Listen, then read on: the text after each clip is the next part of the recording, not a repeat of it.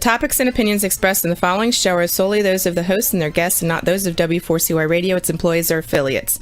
We make no recommendations or endorsements for radio show programs, services, or products mentioned on air or on our web.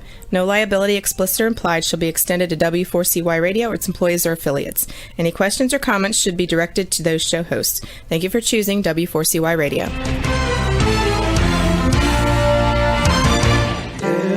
Inarticulate speech of the heart. Inarticulate speech of the heart. Inarticulate speech of the heart.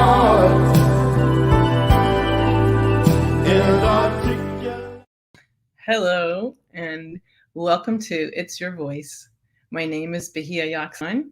I am a core alignment coach, a diversity educator, and an emotional wisdom training specialist.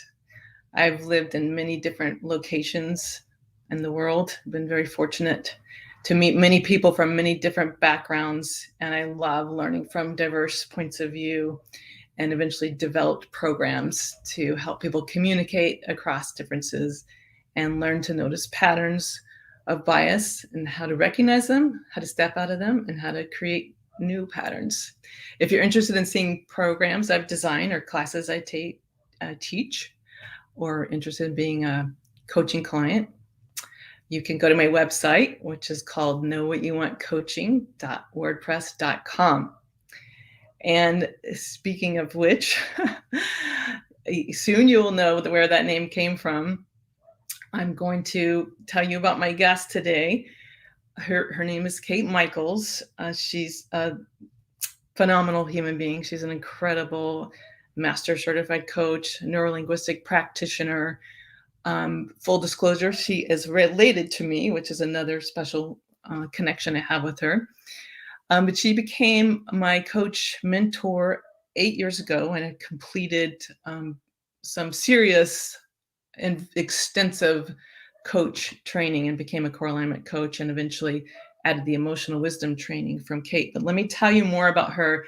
She's created incredible programs. I'm going to look at my notes because she has so many accolades. I just want you to know she created programs utilizing the art of philosophy and the science of traditional counseling, mentoring, psychology, this very effective 5 steps to success, which you'll hear about, and she's a best-selling books. She's worked with experts, along with like Deepak Chopra, Wayne Dyer, Jack Canfield. She has been a speaker internationally. She's made appearances at Advance of the Spirit in California. And I want to get this right, Center Point retreats in Austin, Texas, transformational trainers, Lithuania, Czech Republic, and the Summer of Peace, 2009 in California. And she continues to appear on health and wellness shows. She has an incredible story, offers transformational training classes, business meetings, and does community outreach. And she also has in-depth experience in cranial, sacral, and matrix energetics and massage, which just adds to her wealth of knowledge and how she understands what happens when you can align your core. So she's well-versed in body-mind connection, and that gives her the ability to expand her reach and her intuitive style of coaching, combining the art and science of these different fields that she understands. And as a best-selling author and a motivational speaker, she is internationally recognized as a coach of coaches. And she's also an expert consultant for life principles integration process at Centerpoint Research Institute. And she has been recognized in Coach magazine by her popular articles such as Does Coaching Change the Brain? So, and many other articles. So Kate Michels, welcome to the show. Thank you. I'm so happy to have you here. I'm happy to be here. I'm very happy to be here. So I appreciate your time. Yes. I am so curious how, given your extensive background, I'd love to actually hear more about what led you to realize that you wanted to develop a different form of coaching that has these effective methods. What led to your saying, okay, just making core alignment coaching happen? Yes, well, actually, I've been in this field for more than 40 years. And I started in psychology when I was 15 years old. And it came over the radio that Elvis Presley had died in a hotel room by himself. Mm, And I was in a class, it was called Family of Man, and we were able to discuss our feelings. We passed the stick around, right? It's the stick passing, and you could only speak when you held the stick. So at that age, I was already learning how to really listen, which is a really key point in emotional wisdom training and core alignment coaching, is knowing how to just be present for the other person who's speaking. And so I got to speak, and I said, I don't understand how a man such as Elvis Presley, who was so well loved, believed that no one loved him, because people committed suicide when they found out he was dead, that he died. People were lined up outside of his house. They were crying. They were hysterical. And there was hundreds of thousands of people all around the world. And here was this man who was all alone in the hotel room and died because he believed that no one really loved him. And I said, I'm going to find out what makes people believe the opposite of what's real and true. And that's the root of emotional wisdom training and the core of core alignment. And that's the work that we do, is what is it that makes us believe things that are so contradictory to reality? And how do we change our beliefs? So that's the fun of it. So it's got psychology, because that was way back then. There was psychology, and then there was theology. Theology is very important to study about our beliefs. And so I studied psychology. I studied theology, including, the traditional religions, Christianity, Catholicism, Buddhism, and Scientology in Santa Barbara, with some of the founders of the Scientology program, Dianetics, all of that wonderful stuff that expands the mind and expands the beliefs. And then getting my degree in psychology, working with psychiatrists that were working with drugs. And my specialty was getting people off of the drugs, because so many people were misdiagnosed and put on medication. And there's a whole process to getting them off of medication. So my job was to support people as they were getting off of the medication, 24-hour support. And then cranial sacral work came in with the body, and massage therapy. And every single person that was on my table started crying and telling me their whole life story. And I wanted to know how to really change that structure, which cranial sacral led directly to neuro-linguistic, becoming a neuro-linguistic practitioner. That's a 40-year story. Well, how do you describe neurolinguistic programming? Yes. Okay. So I'm a neurolinguistic practitioner, and Bahia Yackzan is a neurolinguistic practitioner. All are always doing neurolinguistic programming. So neuro is your brain, your mind, the way it functions, the way it acts, based on linguistics, which is the language that you hear that activates the programs that run. Programs are the files, or the word that Bahia uses often is patterns. And files and programs and patterns all come from all of our years of experience, events, incidents, and accidents that occur. So we're all doing neurolinguistic programming. A neurolinguistic practitioner is able to listen and hear, recognize the programs and the patterns, and support the person in redirecting them, changing them, shifting them, realigning them, going from a limiting belief program to a supporting, motivating program and pattern. Because every pattern we create from the time we're born is created to support us. And at a certain time, it does support us. And then we grow up. And the patterns or programs we created at 4 years old to support us really don't support us that much at 40.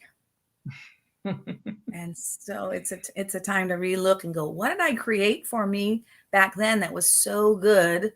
Like making sure I stayed quiet or hid or spoke too much, whatever it might be, and then shifting it because it supported us more as an adult versus a child.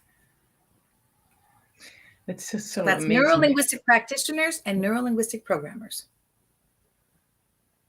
Thank you.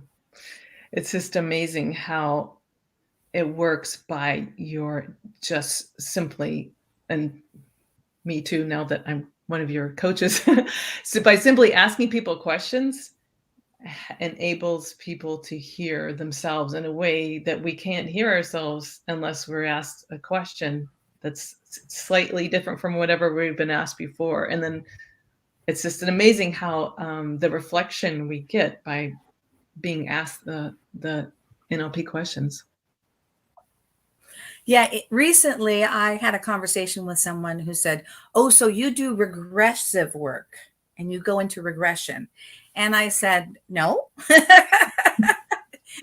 Regression and that type of work is associating in. And that's where you go back and you feel it and you get all stuck in all of the feelings and you miss the information. What we basically are doing is neuro-linguistic practitioners is asking the questions to open up the information. So one of the things that emotional wisdom training specialists are trained in is recognizing the difference between our consciousness, our subconsciousness, and our unconsciousness. And most people are only able to access their unconscious when they are asleep, when they are meditating, when they are dreaming, when they are doing some form of art, when they're out in nature, when they're making love, right? Those kind of things is usually when we access our unconscious, because our subconscious relaxes and gives us permission to access the unconscious. What Bahia Yackzan and the other emotional wisdom training specialists are trained in is the questions that relax the subconscious. So the subconscious gives us permission to access that unconscious information. And that's how we, as you were saying, we ask the questions that open up those files, that highlight those patterns, that support us in having those aha moments where we have awareness and acceptance and we awaken and change our life in 40 minutes. It's so powerful. I when you talk about associating in, I remember clearly, and I've used it many times for other folks, the timeline where we take opportunity to associate into certain times of our life, but then dissociate, like then get, with an objective third eye, like rise above and look down from an objective third eye, third person position. And that's such an important muscle to be able to develop to help people be able to get out of the feelings. Like you were just talking about how we can just stay stuck. We can stay stuck in patterns because we can't get away from the feeling. Not that we of course honor feelings and we recognize the role they play. We love feelings. I'm an emotional wisdom trainer because I'm an empath and I'm a discerner. And most people who are interested in coaching and interested in psychology come from that empathic place, that feeling place. And the reason I created emotional wisdom training, besides Elvis Presley, is because I'm a very emotional person. And I wanted to know how to train my emotions. And I come from a very emotional family. And I recognize that I could either let my emotions run me, or I could use my emotions to truly support me. And so we use the emotions, we recognize the feelings, and we give those feelings the attention that they actually deserve. Just like a child or a dog. As before we turned on the recording, we're talking about how we all have those dogs that bark. And they're barking because they want attention. Our feelings are acting up or reacting because they want attention. And if we resist them, they only become louder. So giving them permission to present themselves and know what they want and have a voice is very beneficial. Yes, and then they're relieved and feel recognized, so they can do something else, like think about what they want. Right. And then I remember another thing that was like astounding to me as I received coaching from you initially, which led me to say, wait, what did you do? How did you do that? I want to become a coach. Is those 5 steps? The first one, knowing what you want, and then the second one, asking for it, and the third one, showing up for it, and the fourth one, keeping your word, and the fifth one, maintaining an attitude of gratitude. I remember being like astounded by being asked the question, what do you want? In a way that I felt like surely people in my life asked me what I wanted before in different contexts, in different ways, but not like with such complete presence and full on attention, in a non-judgmental way, and also in a kind of a neutral way, like there's not going to be a judgment about it. And as you pointed out, that can be the most difficult step for some people. And then the second, yes, and I worked with a very highly skilled, developed psychologist, Dr. Beverly Taba, recognized around the world, and she has a doctorate, and she studied all kinds of psychology, and then she became a neurolinguistic practitioner as well. And when she did my "What do you want" process, she said it was the most difficult process she had ever gone through. Because we think, and everybody thinks, that what do you want is such an easy question. And yet they're actually realizing, as they study the brain more and more, how stressful it is to make a decision and make a choice. I mean, just go into the cereal aisle at the grocery store or go to an ice cream house where you can taste all the flavors of the ice cream. Even when it's something as simple and as pleasurable and as temporary as ice cream, there's a stressful situation that goes on in our system. That what if I make the wrong choice? What if I miss out? What if I eat too much? What if somebody else wants the flavor I'm getting? What if they run out of that flavor? incredible. So many silly things that we stick around, right? And so, knowing what you want is actually the first step and the most important step in the whole entire process. And I did a group when I was first developing my coaching program, and I had a program called Making Miracles. And I went and I did a group coaching session, and there was 8 women there. And I thought, oh, this is going to be so easy. I'm just going to ask them what they want, and we're just going to spend the time focusing on what they want. And the first woman I asked, what you want, started crying. She was a mother. She had 3 children. She was in an unhappy marriage. And she's like, what right do I have to even consider what I want? Because what I want doesn't even matter. And that's how most people feel a lot of times at the core. What I want doesn't really matter. And I've been through cancer this last year. If you check out Emotional Wisdom Training W4CY Radio, Emotional Wisdom Training podcast, you can hear about my cancer story. And I've often said that throughout this journey, that it really, what I want isn't what's important right now. And then I have to remember, wait a second, what I want is what's most important right now. I want to live. And it goes from there, right? It's like, oh, what I want, because I can't have what I want because I want to feel good, or because I don't want to have cancer. That's the I don't want.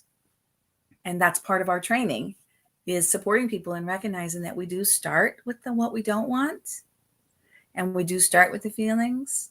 And then when we can get the subconscious to relax and access that heart information and figure out what makes us unique, what makes us different, we actually will. So I said, I want to live. And really what I want, if you call my phone, you hear miracles happen every day. And that's what I live for, is for miracles happening every day. And right now I'm another miracle that's happening every day. And this show is a miracle that's happening. Well, thank goodness, and thanks to you. Thanks to you, this show is happening. And it's just like, it's so meaningful because I initially, in my early training, thought asking for what you wanted was selfish. I was, my belief was so limited. I thought it was like material, like, oh, I'm not supposed to, I grew up in a big family. A lot of times income was very low. It was really challenging. So like, you don't ask for things. And so I remember having this reaction inside when I was first being coached of like, what do you mean, what do I want? Like, kind of a different reaction from the one you mentioned, like, wait a minute, isn't that selfish? But how critical it is. And not only is it, there's so many different things to want, spiritually, emotionally, health wise, it's a huge world of what even we can want. But how important it is to others too. Like, I am so grateful, as are so many other people, that you want to live, that you wanted to live. That choice was like almost the opposite of selfish. It's like, it benefits everyone because you knew what you wanted and you asked for it. And, you're still here. I can't even express what that means to me and so many people, and how significant it is to know what you want. Yeah. And to be able to decide quickly, right? I mean, that's what this work really does for people, is it makes it possible for you to get the subconscious to relax so that you can access those unconscious heart core issues more regularly and live from your intuitive place. Because when my cancer was diagnosed, it was diagnosed in 45 minutes. And I basically was within 12 hours of being in a critical state and had to be intubated. And they basically said, do you want to live? If you want to live, we have to begin your chemotherapy now. We have to incubate you and begin chemotherapy. And at first, I'm totally against medicine. I'm totally against chemotherapy. I'm totally against radiation. I'm all for my body fixing itself, regenerating itself, taking care of itself, natural healing, all of that stuff. So I had to basically check in with my body, my mind, and my heart and choose from a different place than I normally would choose from. And so instead of it being selfish to choose to live, it was very selfless, because I thought, if I die now, it's going to really hurt my brothers, my mother, my brothers, my sister, and my husband, and my children, because my mother had just died. And so it's like, I can't die right now, whether I want to or not. Right. And that's part of this work, is that we are an ecologically sound program. Emotional Wisdom Training Institute is ecologically sound, which means that we come from a realistic standpoint. What is the environment that you're in, and how does that environment truly support you in your capabilities, your value structure, your relationships, and your identities? And we do a process. We have many processes that develop that information, so people are not just guessing and having an idea. They're truly coming from a foundation that's built upon their core issues that make it easy for them to decide, I'm going to have butterscotch ice cream tonight. Yes. And I'm remembering one of the early questions that really got my attention, and you can probably name which conversation this is in, which is, what did you know before the limiting belief was, modeled for you, or you were conditioned by a limiting belief? What, like before we were verbal, or sometimes, like, what did you really know? What was in your core basically that. And I remember thinking, at first from on the conscious level, like, I don't, how am I supposed to know that? But through the course of listening and answering a few more questions, like the subconscious relaxes, as you said, and we can access the unconscious, and then all of a sudden you're like, something that you didn't think that you could access. Right. Like, your decision to quickly know, like a quick reality check, like, yeah, I want to live. Thank God.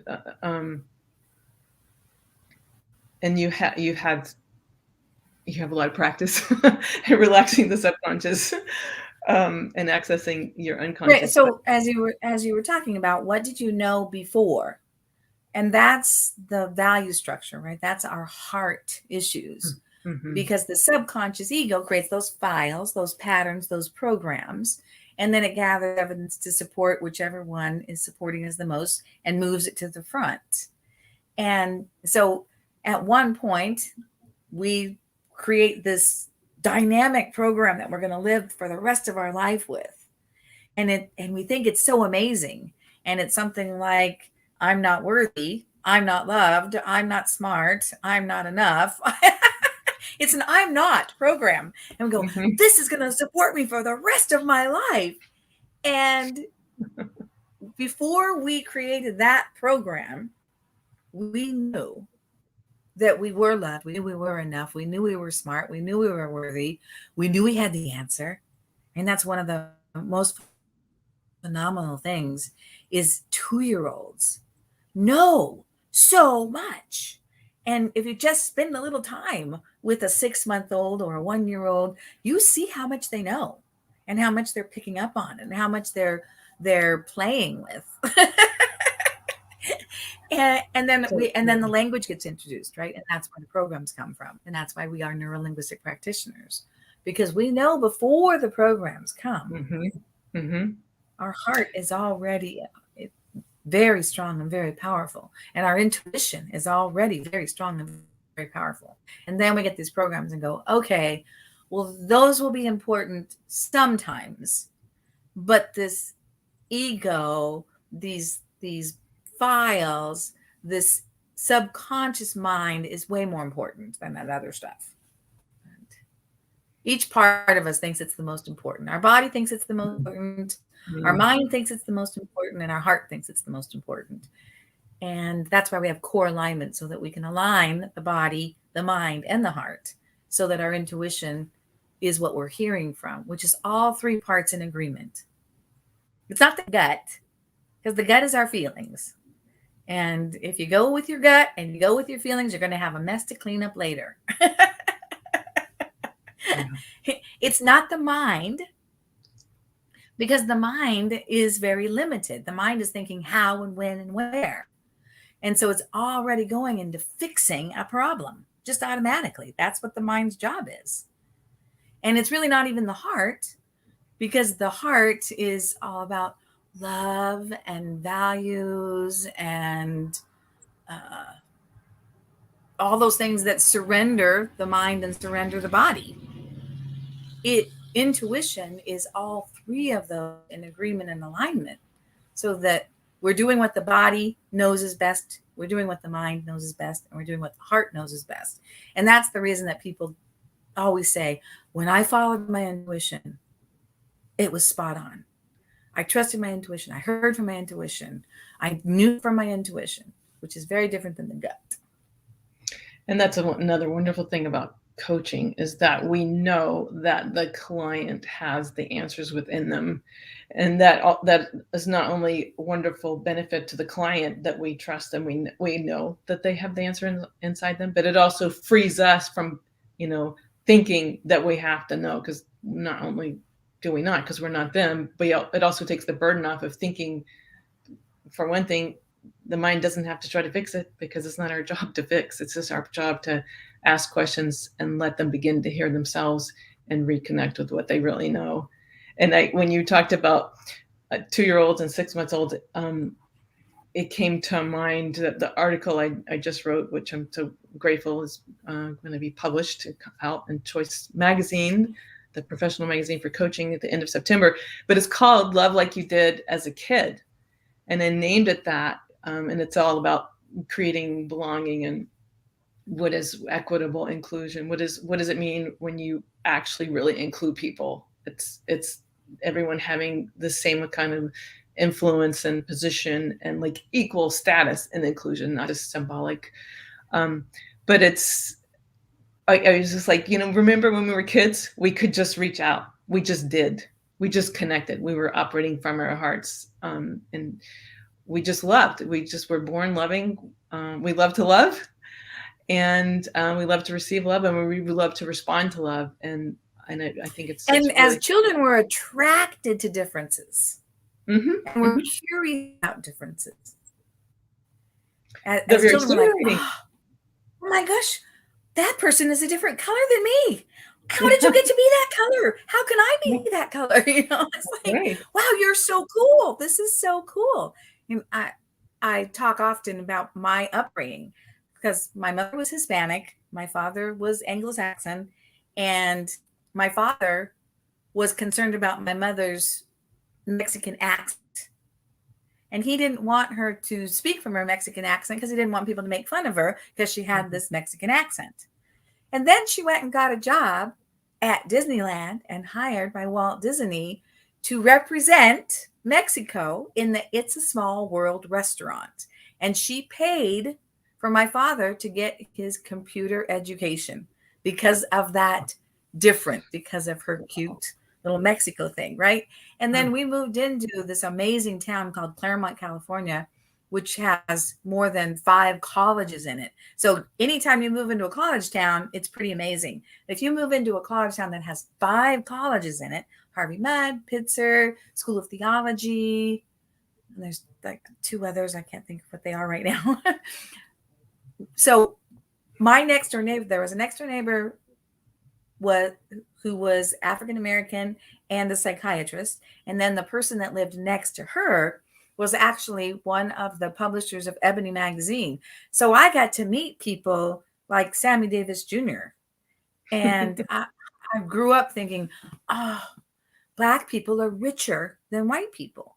And I had my best friend across the street's father was a homosexual, and my best friend down the street's mother was a lesbian. And so I grew up in that realm in the 70s, which is very fortunate because I never had any idea that everybody didn't have lesbians, homosexuals, and African Americans as their friends and parents. And that concept, because I was a child, as you were talking about, like that was my system as a child.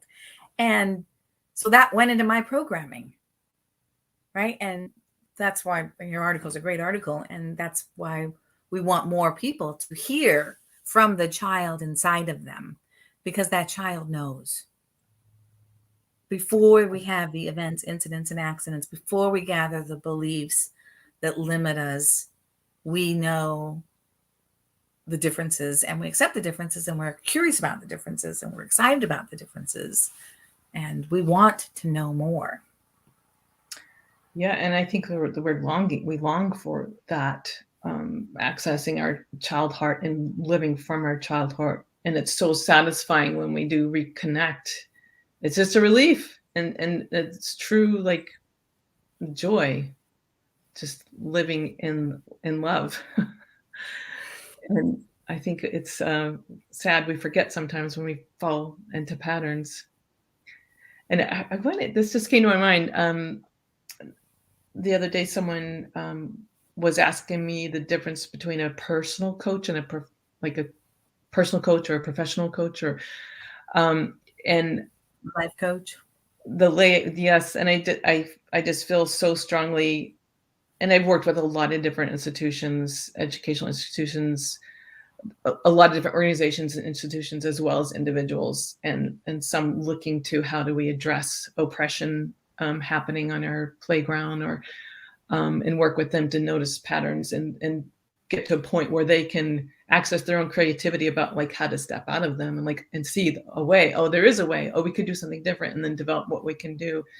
But I feel like no matter who I'm working with, or if it's someone developing a business, the personal work is just central. It's key and relieves everything else. Just like you said, like when we're in alignment, everything becomes easier. And one kind of side effect, I teach a class called Let the River Flow.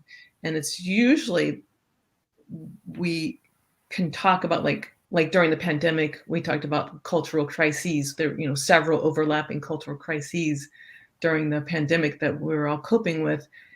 And reminding them of the resources they had and how whole everyone is, and how different it is when we're in alignment. And people would leave, it would come in with a lot of anxiety, a lot of concern, a lot of worry, and would leave just with this huge sense of relief.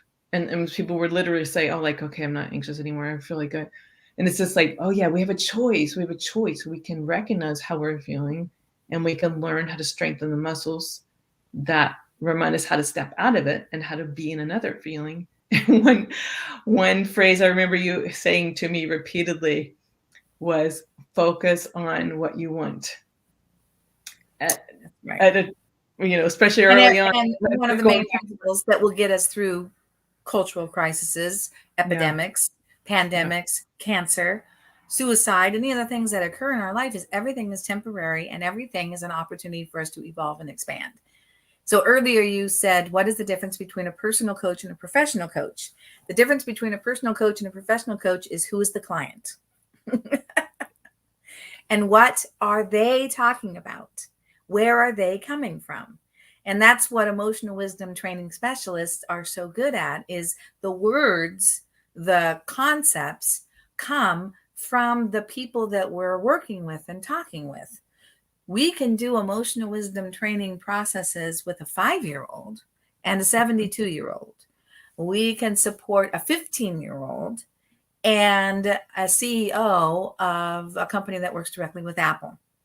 And they're billionaire companies with factories in Italy, Germany, China, and America, right? Because it isn't about what I know. It's about what the client knows and wants to know and has forgotten.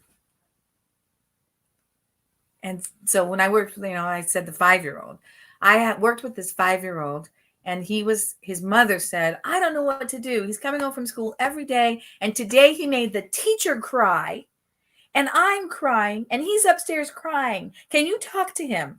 And I came over and I asked him what happened. And he said, that teacher doesn't know anything. He's 5 years old. Teacher doesn't know anything. She wanted me to make a fall picture, and she kept getting upset because I was putting the leaves on the ground, and she wanted me to put the leaves on the tree. It's fall.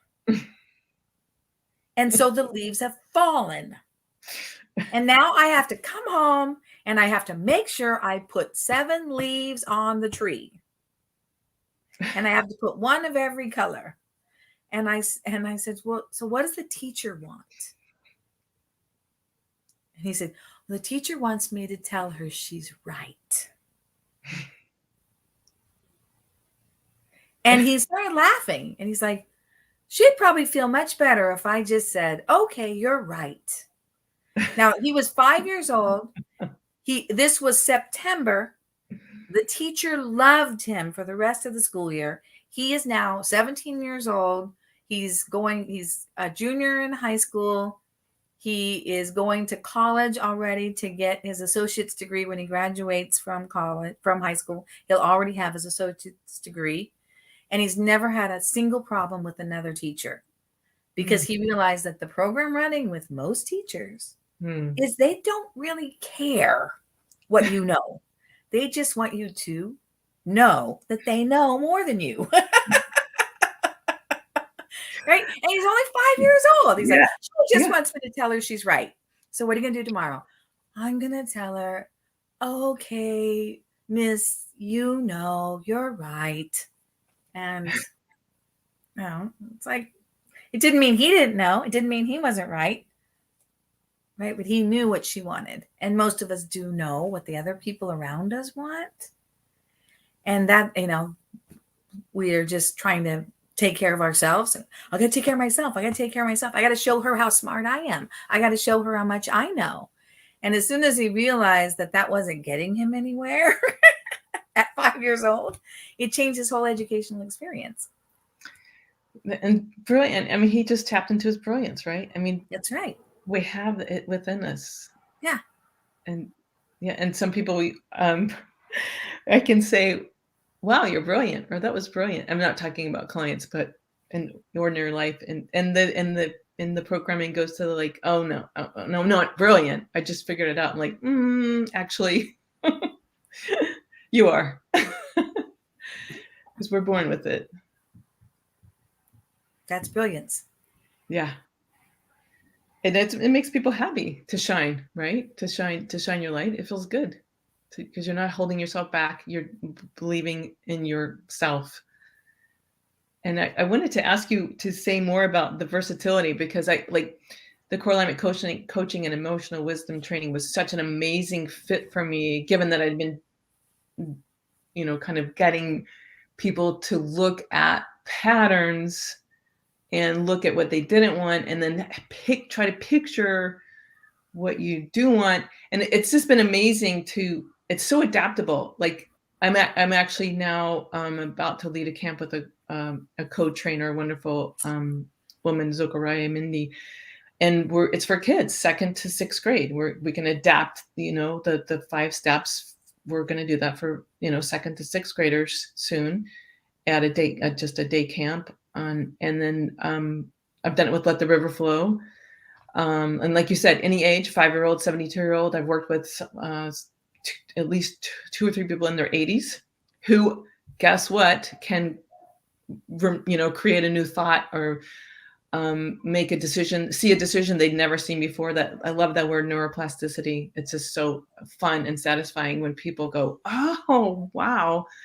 I can start doing things differently, no matter what age and no matter the demographics or the background. But do you want to add more to like how versatile and adaptable it is? And it's not like, it's firm and it's clear and it's very disciplined. It's not like, oh, just, go where the people want to go. It's a very, well, that's why I said it's an ecologically sound program, and it's based on scientific approaches and psychological approaches and sociology, right? So there's the whole entire study of humanity in this program.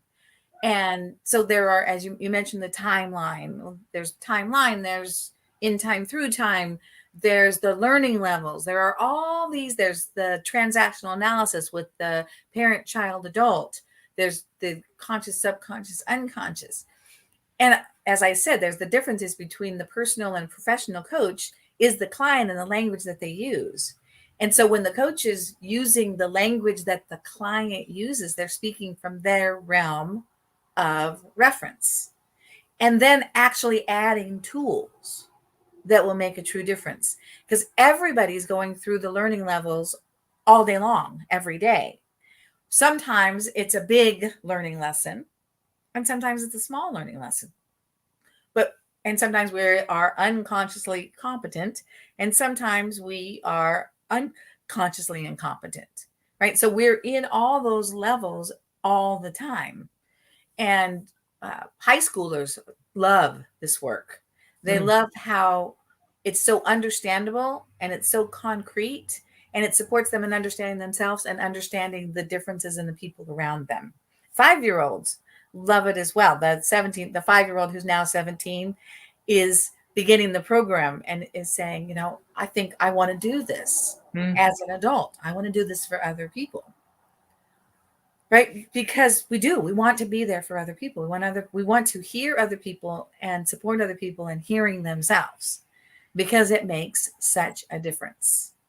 So when you're working with someone and you hear where they're coming from, as an emotional wisdom training specialist and a neuro-linguistic practitioner, you have tools and tools and tools that you're able to pull out and use depending upon where the person is at. Are they beginning this huge project at their corporation, and so logical levels is really going to support them? Or are they just about to start college, and so the mastery walk is really going to support them? And the mastery walk and the logical levels is exactly the same process. On the other hand, the professional is going to go, oh yes, logical levels, that's what I need to address. The coach is, oh yes, I want to do the mastery walk. Right? That's the diversification. And both of them are doing exactly the same thing, getting the subconscious to relax so that we can access that unconscious heart, and then taking the unconscious heart information, bringing it back into the subconscious realm and moving it into conscious action in our life. And that's the reason that we have truly found that emotional wisdom training changes the mind. It is a process that has been tested and approved by Heart Math Institute. We're not just changing the way you feel temporarily. We're literally changing the structure of the biorhythm in your body. And when that changes, the system changes, the hormones change. And when the hormones change, the neurons change. And when the neurons change, you don't have to work at changing it because it's already changed. It's like I worked with people who are chronically depressed, and now they say they don't even have depression in their life anymore. Mm-hmm. They know what it feels like to be depressed, but they do not have depression in their life anymore. And they live their whole life chronically depressed. Yeah. Yes. And when you see another option, you want to choose it. You every cell in your body goes for it. Like, oh, I can feel so different. I can choose. And I've worked with some people too who also no longer go to suicide as a choice. The choice is no longer viable because they see other choices.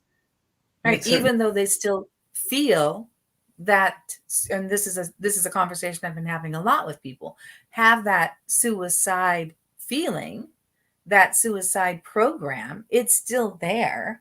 Wouldn't it be easier? Right? Wouldn't everybody else be better off? They have that program. It's still there. And they still have the feelings. They also have the message attached to it that is cognitive and logical. That's the bigger picture that says, yeah, and it's a temporary solution. Or it's a permanent solution to a temporary problem. And it might make me feel better, but I'm not going to feel anyways. And it's going to make everybody else feel terrible.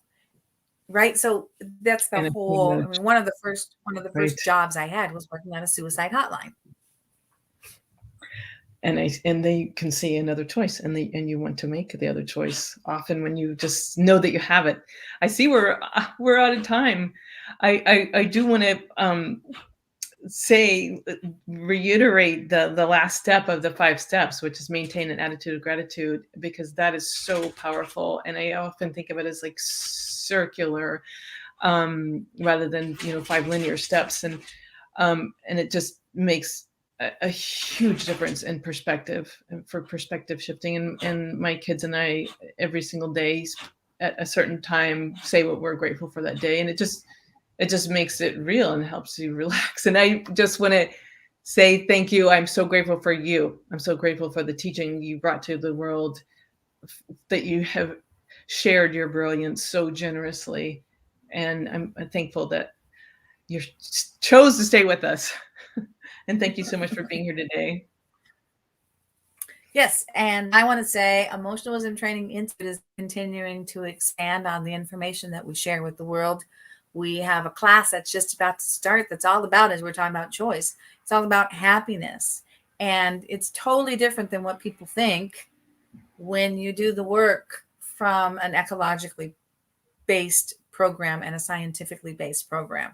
So we really will dive into the science of happiness and the neuroplasticity that makes it where the calm confidence that people are striving for actually becomes part of their reality. So check us out. Thank you so much, Kate Michels. Then thank you all, everyone who's listening and tuned in. please be sure to tune in next Wednesday at 7 p.m. Eastern Time at W4CY Radio and Talk 4 Media for the TV live streaming.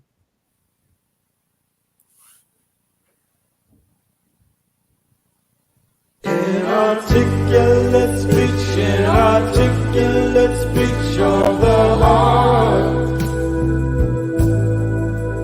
Inarticulate